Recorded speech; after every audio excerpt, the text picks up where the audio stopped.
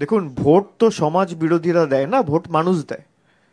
কোথাও যদি কোনো ঘটনা ঘটে, আরেকজন আপনার সাংবাদিক সহকর্মী আমাকে এই প্রশ্নটা করলো, আমি একই উত্তর দিলাম যে পুলিশ প্রশাসনের উচিত রং না দেখে অত্যন্ত কঠোরভাবে এর সাথে মোকাবিলা করে ব্যবস্থা নেওয়া, সে যে দলেরই হোক।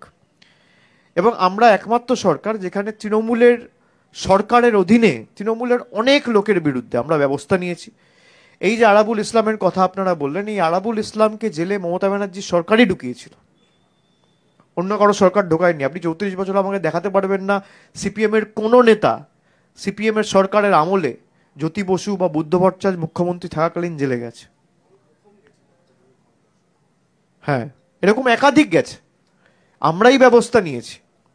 কোথাও যদি কোনো রকম কোনো ঘটনা ঘটে থাকে, এই ঘটনাগুলো কোনোদিনই সমর্থনযোগ্য নয়। এবং এত ভোটে জিতছি, তার সাথে এই ঘটনার কি সম্পর্ক? ভোট তো মানুষ দেয়, মানুষ তো গিয়ে ঝামেলা করছে না। কিছু সমাজ বিরোধীরা যারা এলাকার শান্তি সম্প্রীতি নষ্ট করতে চায় তারা করছে, তার জন্য পুলিশ প্রশাসন, জেলা প্রশাসন আছে। আর ভাঙড় এখন কলকাতা পুলিশের অধীনে চলে এসছে, কলকাতা পুলিশ ব্যবস্থা নেবে। প্রশাসনের উচিত আরো সতর্ক থাকা, আরো কঠোরভাবে এদের সাথে ডিল করে এরা যে ভাষায় বোঝে সে ভাষায় উত্তর দেওয়া। এবং কোনোভাবে না, আমি সব ক্ষেত্রেই বলছি, মালদা মুর্শিদাবাদ নয়, মালদার ক্ষেত্রে জেলা প্রশাসন রয়েছে, মালদা জেলা পুলিশ রয়েছে, তারা ব্যবস্থা নেবে। কিন্তু যারা ঘটাচ্ছে আগে তো দেখতে হবে, তদন্ত করে। আমি তো বসে একটা খবর, এক্ষুনি আপনারা বললেন যে তার 3টে গুলি লেগেছে, আমি 1 ঘন্টা ধরে আপনাদের সাথে কথা বলছি, আমি তো জানি না ঘটনাটা কি ঘটেছে।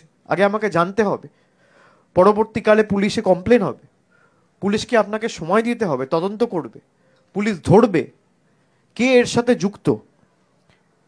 এটা কি দলের কোনো অন্তর্দ্বন্দ্ব, না কোনো রকম ভাবে কারোর চক্রান্ত, বিরোধীরা কেউ যুক্ত?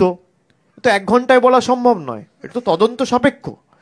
তদন্ত হবে, তদন্ত প্রক্রিয়ায় উঠে আসবে, এবং সে মোতাবেক যা তদন্ত বা পদক্ষেপ গ্রহণ করার পুলিশ প্রশাসন নেবে।